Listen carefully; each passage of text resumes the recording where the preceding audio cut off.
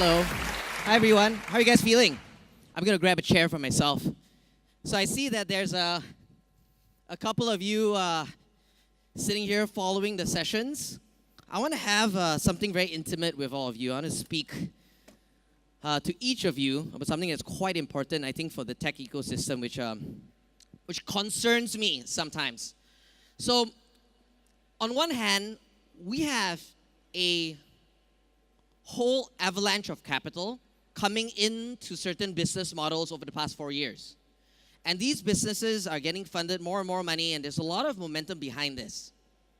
On the other hand, we have a lot of new buzzwords around deep tech.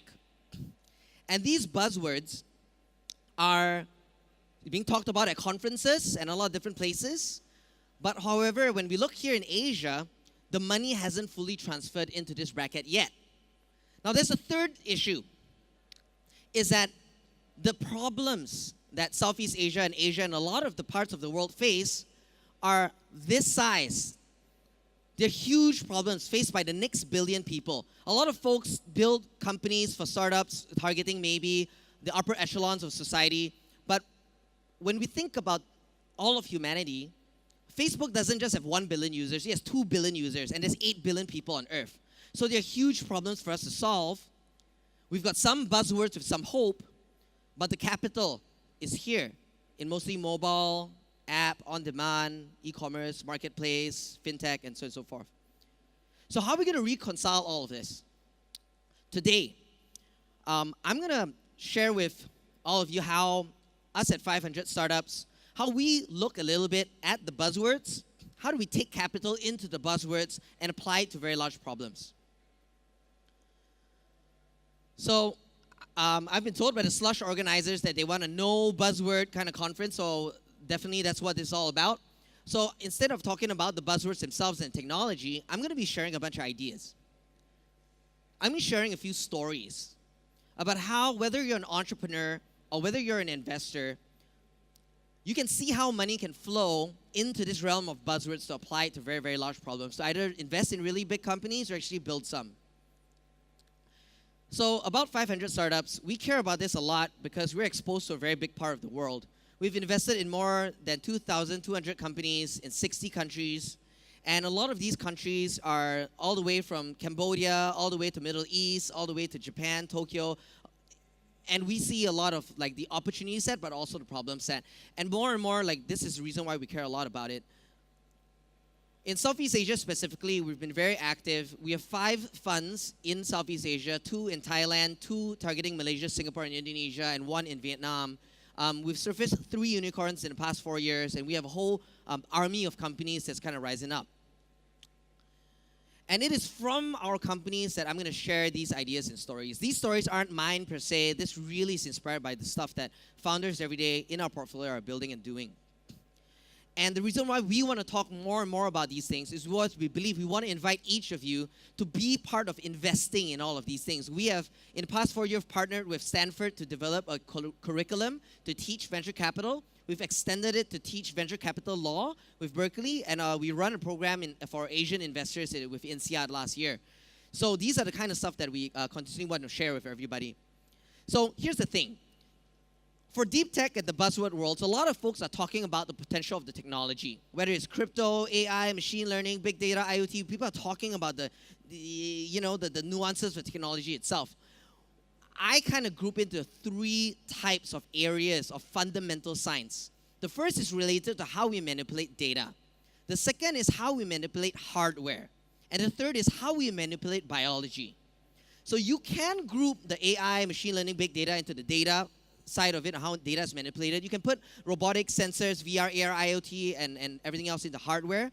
And lastly, for biotech, life sciences, agri-tech, food tech, you can put it to relate to how biology is manipulated. Now, with this model, of course, people ask, where's the role of software? Software is required in a lot of it, but it's not, of course, like the protagonist of this story. In our model, we say, okay, what is the technology being used for by the businesses? What businesses are using this technology? Are they using it to increase revenue? Are they using it to decrease costs? And under increasing revenue, are they getting new customers? Are they going for existing customers to make more money for existing customers, and so on and so forth? Now, from this, we expand the model to look at the broader deep tech ecosystem by saying, okay, what is the support ecosystem that will be born when all these technologies start advance in adoption by these businesses? Whether they are like schools or marketplaces for APIs, or whether they could be like how coding schools came to support the software industry, what kind of new education platforms, what kind of other fundraising. Like we invested in a platform called Ag Funder. They're like AngelList for agri-tech.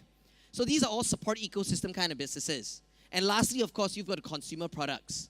Whether or not you invest in, say Theranos does not the best example, but let's say Theranos does a blood testing kit. So that's all the way in consumer products.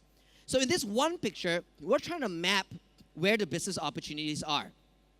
And here are some examples from the hardware group. From hardware, right here in Singapore, we invested in a company called Gilmore Space. Elon Musk is building really large rockets for the richest countries, to use to go to explore the deep depths of space. But we've invested in the opposite. We invested in Gilmore because they create really small rockets. I call them Khailee-size rockets. They're literally about my size, and they are cheap to launch, and they can include the rest of the world and every other country to launch their own stuff because they're cheaper and they can launch more quickly and more efficiently.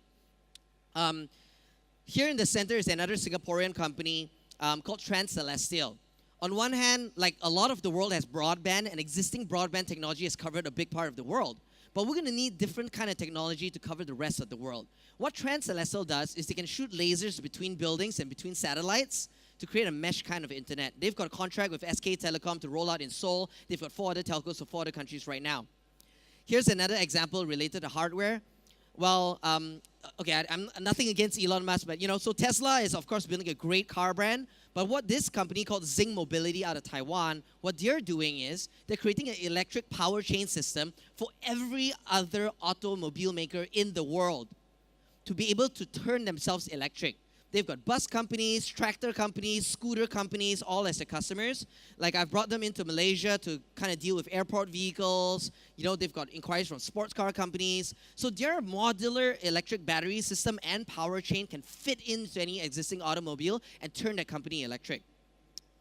So again, these are examples of how buzzwords around electric or space or photonics or whatnot can be used by businesses to include more people in a deep tech revolution.